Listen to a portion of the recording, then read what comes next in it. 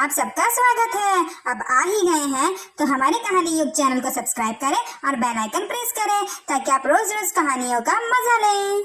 आज की कहानी है एक पानी पूरी वाले की और सोने की सूटकेस की। इस कहानी का नाम है पानी पूरी या सोने की सूटकेस। एक समय की बात है, महक नगर में एक परिवार रहता था, रामेश्वर और जानकी और उसकी छोटी बेटी रूही। ये परिवार बहुत ही मेहनती हुआ करता था। रामेश्वर एक पानी पूरी वाला था और अपनी मेहनत की कमाई से अपना परिवार चलाता था। चाचा चाचा, एक सूखा पूरी देना ना। धन्यवाद चाचा। इस तरह से हर कोई रामेश्वर को बहुत चाहता था, बड़े से लेकर बच्चे तक। हर कोई जानता था वह कितना मेहनती और ईमानदार इंसान है। हर रोज इसी तरह से उसके ठेले पर बहुत भीड़ हुआ करती थी और लोग बड़े चाव से पानी पूरी खाते थे। पानी पूरी ले लो, पानी पूरी खाओ, मस्त हो जाओ। स्वादिष्ट स्वादिष्ट पानी पूरी ले लो, पानी पूरी ले लो, पानी पूरी खाओ, मस्त हो जाओ। स्वादिष्ट स्वादिष्ट पानी पूरी ले लो, पानी पूरी ले लो, पानी पूरी खाओ, मस्त हो जाओ। एक रात की बात है, रामेश्वर पूरे दिन कमा कर घर वापस लौट रहा था। तभी उसने रास्ते में देखा कि एक चोर भाग रहा है और दो लोग उसके पीछे दौड़ रहे हैं। पकड़ो पकड़ो पकड़ो, अरे चोर पकड़ो। रामेश्वर अपने साइकिल से उतर कर यहाँ वहाँ देखता है तो उसको रास्ते में एक सूटकेस गिरा हुआ नजर आता है। अरे ये सूटकेस लगता है उस चोर के हाथ से गिरा दौड़ते हुए। उसने सूटकेस ही चोरी की थी। चलो अच्छा ही हुआ, मैं इसे अपने घर ले जाता हूँ और कल सुबह होते ही सरकार को दे दूंगा। जिसके घर से चोरी हुई थी उसे उसका सामान वापस मिल जाएगा। वो कितना खुश होगा। ऐसा सोच वह सूटकेस घर लेकर आता है। अरे आज देरी कैसे? हाँ, आज देरी हो गई। आज रास्ते में एक चोर चोरी करके भाग रहा था और कुछ दो लोग उसके पीछे थे।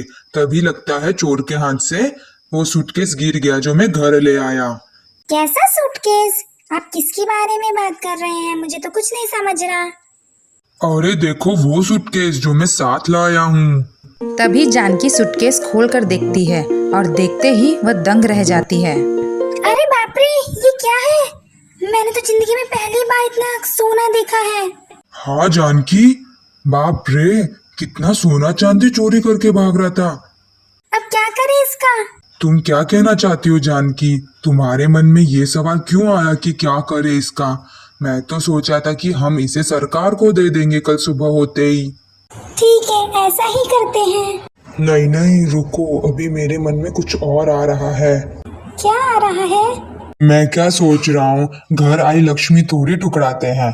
और वैसे भी अभी तक तो सरकार के यहाँ पे कोई शिकायत नहीं आई है। जब आएगी तब का तब देखा जाएगा। अभी हम इसे रख लेते हैं। हाँ सही कह रहे हैं, इसे अभी रख लेते हैं। पर हम इसका करेंगे क्या? तुम बस देखती जाओ कि अब मैं इससे क्या करूँगा। बहुत अमीर बन जाऊंगा मैं। इस तरह से रामेश्वर और जानकी वह सूटकेस अपने पास रख लेते हैं। एक हफ्ते हुए होते हैं उस बात को और रामेश्वर एक बहुत बड़ा घर खरीद लेता है अपना खुद का। और वह उस सोने से एक सोने की दुकान भी डाल चुका होता है। इतना बड़ा घर और सोने का दुकान होने के बाद भी रामेश्वर पानी पूरी बेचता था। क्या हुआ जी, आप अभी भी पानी पूरी बेचते हैं और आपने मुझे बताया भी नहीं कि आप ऐसा क्यों करते हैं? अभी तो हमारा इतना बड़ा घर है और सोने का दुकान भी है जहाँ से हमारी अच्छी खासी कमाई हो जाती है, फिर आप ऐसा क्यों करते हैं? जानकी, समझा करो बात को। यदि मैं पानी पूरी बेचना बंद कर दिया तो कभी भी लोग सवाल उठाएंगे कि तुम्हारे पास इतने पैसे कहाँ से आए। हाँ तो ठीक है, कह देंगे ना कि हमारे सोने की दुकान से है। ये गांव वाले को तो पता ही है कि हमारा सोने का दुकान है। अरे तो वो तो हम ये कहेंगे ना कि वो सोने का दुकान तुम्हारे मायके वाले ने हमें दिलवाया है। बाकी मेरा दिनचर्या तो पानी पूरी से चलता है। तो मैं ऐसे दिखा सकता हूँ ना कि मैं पानी पूरी बेच के वो घर लिया और कुछ सोना बेच के घर लिया। वरना लोगों को जरूर उस सूटकेस के बारे में शौक हो जाएगा। समझा करो जानकी। अच्छा देखो, जैसा आपको ठीक लगे। कुछ 2-3 दिन बाद एक औरत सरकार के यहाँ पहुँचती है और कहती है, सरकार सरकार, मेरे साथ तो बहुत ही बुरा हुआ, मेरा तो पूरा घर ही तबाह हो गया, अब मैं क्या करूँ? मैं शिरडी यात्रा पे गई थी कुछ 10 दिन पहले और आज वापस घर लौटी हूँ। मैं पूरा परिवार गया था और आज हम घर आकर देख रहे हैं तो घर का ताला टूटा हुआ है, सामान अस्त व्यस्त और मेरी वो सूटकेस, सरकार वो सोने की सूटकेस जो खून पसीने से हमने कमाई थी और कुछ हिस्सा हमें हमारे बाप दादा से मिला था, वो गायब है सरकार। अब हम क्या करें? सरकार कैसे भी करके लाके दो सरकार, नहीं तो मैं और मेरा पूरा परिवार मर जाएगा। मुझे न्याय चाहिए। अरे अरे बेटी, पहले शांत हो जाओ, चिंता बिल्कुल भी मत करो, तुम्हें न्याय जरूर मिलेगा। मैं तुम्हें तुम्हारी सूटकेस वापस जरूर दिलवाऊंगा। धन्यवाद सरकार। ऐसा कह वह वहाँ से चली जाती है इस आश में कि उसको उसका सूटकेस जरूर मिलेगा। और कई दिन बीत जाते हैं ढूंढते ढूंढते। इस बारे में गांव वालों को भी पता चलती है कि माया के घर चोरी हुई है और उसका सोने से भरा सूटकेस कहीं गुम गया है। तभी गांव के कुछ लोग आपस में कानाफूसी करते हैं कि तुम लोगों को पता है ना, माया के घर चोरी हुई है और वो अभी पता चला है लोगों को इस बारे में। लोग कह रहे हैं 10 दिन पहले चोरी हुई है। अरे हाँ हाँ, तुझे पता है ये 10 दिन पहले की ही तो बात है। अचानक से हमारा रामेश्वर कितना बड़ा हो गया, सोने की दुकान भी ले लिया और कितना बड़ा घर ले लिया उसने। अरे भाई, तू कहना क्या चाहता है? पागल तो नहीं हो गया? अरे नहीं नहीं, मैं ऐसा कुछ नहीं बोल रहा, मैं तो बस बता रहा हूँ। ये कानाफूसी और गांव की सारी बातें सरकार का गुप्तचर सुन लेता है और वह सरकार को आकर बताता है। सरकार, एक खबर आई है, गांव में कानाफूसी चल रही है कि रामेश्वर 10 दिन पहले अचानक से बहुत अमीर हो गया। उसने बहुत बड़ा घर ले लिया और तो और उसके पास बहुत बड़ी सोने की दुकान भी है। मुझे तो लगता है कुछ गड़बड़ है सरकार। एक काम करो, तुम जाओ और रामेश्वर और उनकी पत्नी को मेरे घर लेके आओ। मैं स्पष्ट शब्दों में आमने सामने उन दोनों से बात करना चाहता हूँ। जो कुछ है वो सब साफ साफ हो जाएगा। गुप्तचर वहाँ से निकल सीधा रामेश्वर और जानकी के घर जाकर उन्हें अपने साथ सरकार के यहाँ लाकर पेश करता है। रामेश्वर और जानकी, मुझे तुम लोगों से कुछ पूछना है। तुम्हें पता तो चला ही होगा कि माया का सूटकेस सोने से भरा चोरी हो चुका है। तो आप हमसे क्या पूछना चाहते हैं? मैं यही पूछना चाहता हूँ कि उतने ही 10 दिन पहले तुम्हारे यहाँ अचानक से सोने की दुकान बनी है और इतना बड़ा घर भी ले लिया। ओह, तो आप ये कहना चाह रहे हैं कि हमने वो सूटकेस चुराया है और उससे सोने की दुकान बनाई है ना? नहीं, मैं ये नहीं कहना चाह रहा, मैं इल्जाम नहीं लगा रहा हूँ। तो और क्या कह रहे हैं? यही तो कह रहे हैं आप, सीधा सीधा हम पर इल्जाम लगा रहे हैं। देखो जानकी, बात को मत बढ़ाओ, मैं तुम्हें सिर्फ पूछ रहा हूँ कि तुम्हारे पास अचानक से वह सोने की दुकान कैसे आई, इतना बड़ा घर कैसे किया है तुमने? मैं सिर्फ पूछ ही रहा हूँ, मुझे उसका जवाब दे दो, नहीं तो मुझे तहकीकात शुरू करवानी पड़ेगी। नहीं नहीं नहीं नहीं सरकार, आप इतना कष्ट मत उठाइए हमारी वजह से। मैं बताता हूँ, सोने की दुकान मुझे जानकी के मायके वालों ने दिलाई है और मैं तो अभी भी पानी पूरी बेचकर ही कमा रहा हूँ। तो बस सोने की दुकान से जितने सोने बिकते हैं और पानी पूरी से जितने पैसे आते हैं, उसी से हमने हमारा घर खड़ा किया है। यही वजह है सरकार, हमें चोर मत कहिए। सरकार ऐसा सुनकर चुप हो जाता है। उसे रामेश्वर की बात पटती है और वह रामेश्वर और जानकी को वहाँ से भेज देता है। कुछ ही दिनों बाद अचानक से रामेश्वर की बहुत तबीयत खराब हो जाती है और वह हमेशा बीमार रहने लगता है। इस वजह से वह अपने पानी पूरी के बिजनेस पे भी नहीं जा पाता है और जानकी भी बहुत परेशान रहती है, जिस वजह से वह अपने सोने की दुकान पर ध्यान नहीं दे पाती है। एक दिन रामेश्वर के घर एक लड़का आता है, अविनाश नाम का। वह कहता है, भाई जी, क्या हुआ?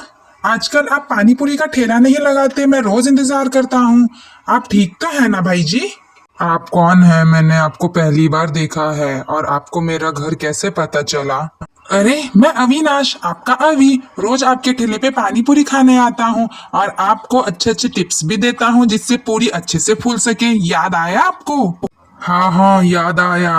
अरे अभी, मैं आजकल बहुत बीमार रहने लगा हूँ। न जाने क्यों सर्दी खांसी और थकावट दूर हो ही नहीं रही मेरे से, और सर में तो इतना दर्द है कि बस पूछो ही मत। अरे भाई जी, ये क्या, ऐसे कैसे हो गया? आप तो हमेशा से फिट रहते थे। और एक बात और मेरे ख्याल में आ रही है, आप हाँ हाँ, आप तो वो बड़े से नए वाले घर में रहते थे, तो आप वापस से अपने पुराने घर में क्यों आ गए भाई जी? क्या बोलूं, जब से उस नए घर में गया था कुछ दिन तो ठीक रहा, वहीं से तो बीमार हुआ हूँ। अच्छा नहीं लगता अब वहां रहना, इसलिए मैं चला आया अपने पुराने ईमानदारी वाले घर में। ईमानदारी वाला घर? क्या मतलब भाई जी? आप तो हमेशा से ईमानदारी रहे हैं, और वो नया घर भी आपका ईमानदार वाला ही घर तो है, तो आप ऐसा क्यों कह रहे हैं? रामेश्वर थोड़ा सोचता है। क्या करूं, इसे बता दूं? शायद बता देना चाहिए, बताने से मेरा मन हल्का हो जाएगा, तो शायद मैं थोड़ा हल्का और अच्छा फील करूंगा। अभी मैंने जिंदगी भर अपनी ईमानदारी से कमाई की है, पर इस बार मैंने ऐसा कुछ किया है जिससे मैं अंदर ही अंदर घुट रहा हूँ, इसलिए मेरी ऐसी हालत है। क्या मतलब भाई जी, क्या कहना चाहते हैं? और इस तरह रामेश्वर अविनाश को वह सारी बात बताता है जो उसने पिछले 10-15 दिनों में किया है, कि वह सूटकेस किसका है और उन लोग ने हड़प लिया है। अविनाश, मैं जानता हूँ मैंने गलत काम किया है। मैंने उस समय सूटकेस रखते वक्त ये तो कह दिया था कि जिस समय सरकार से शिकायत दर्ज होगी उस समय देखा जाएगा, पर जब सरकार ने हमको बुलाया तब मैंने साफ साफ झूठ बोल दिया धन के लालच में, और मेरी बीवी जानकी ने भी ऐसा ही किया। शायद यही वजह है कि हम ये सब झेल रहे हैं। बस रामेश्वर, अब कैसी टेंशन, सारी बात तो खत्म हो गई। तुम समझ गए कि तुम्हारी गलती क्या है। तुम्हें तो मैंने कुछ समझाया भी नहीं, तुम खुद ही सब समझ गए। फिर और तुम्हें ये भी पता है कि तुम्हें क्या करना है, जिस वजह से तुम्हें शांति मिलेगी। तो बस जाओ और जाकर कर लो। अगर सरकार ने मुझे कुछ सजा दे दी तो क्या करूंगा मैं, या मेरी बीवी को कुछ सजा दी तो? नहीं नहीं, मुझे डर लग रहा है। डरने की कोई बात ही नहीं है रामेश्वर, तुम खुद तुम्हारी गलती जाके कबूल कर रहे हो। सरकार तुम्हें समझेंगे और सजा नहीं देंगे। और वैसे भी सजा की डर से हम अपनी गलती ना कबूले, ये तो गलत है ना। तुरंत जाओ सरकार के पास, फिर जो होगा वो देखा जाएगा। रामेश्वर और जानकी तुरंत सरकार के पास पहुंचते हैं। क्या हुआ रामेश्वर, यहाँ कैसे आना हुआ तुम दोनों का? सरकार, हम यहाँ हमारी गलती कबूल करने आए हैं। हमें बहुत पछतावा हो रहा है पिछले कई दिनों से। कैसा पछतावा जानकी, और कौन सी गलती कबूल करने आए हो तुम दोनों? सरकार, हमें माफ करना सरकार। उस दिन हम दोनों आपसे झूठ बोल रहे थे। वह सोने से भरा सूटकेस हमारे पास ही है सरकार, और उसी सोने को बेचकर हमने हमारा दुकान और इतना बड़ा घर खरीदा है। हमें माफ करना सरकार। इसका मतलब चोरी तुमने की? ये कैसे हो सकता है? इतना ईमानदार इंसान आखिर कैसे बदल सकता है? ऐसा क्यों किया तुमने रामेश्वर? तुम तो ईमानदारी की मिसाल थे पूरे गांव में, फिर तुमने चोरी क्यों की? नहीं नहीं सरकार, मैंने चोरी नहीं की थी। वो तो कुछ दिन पहले एक चोर भाग रहा था और कुछ लोग उसके पीछे जा रहे थे, और उसके चलते चोर के हाथ से वो बैग गिर गया। मैं तो बस वह गिरी हुई बैग उठाकर घर ले आया, और धन के लालच में वह बैग अपने पास रख लिया। पर जब आपने पूछा तो झूठ कह दिया। बस यही गलती की है मैंने, पर मैंने चोरी नहीं की। मुझे धन का लालच आ गया था। पर अब मैं समझ चुका हूँ। उस दिन के बाद से मैं हमेशा बीमार रहने लगा।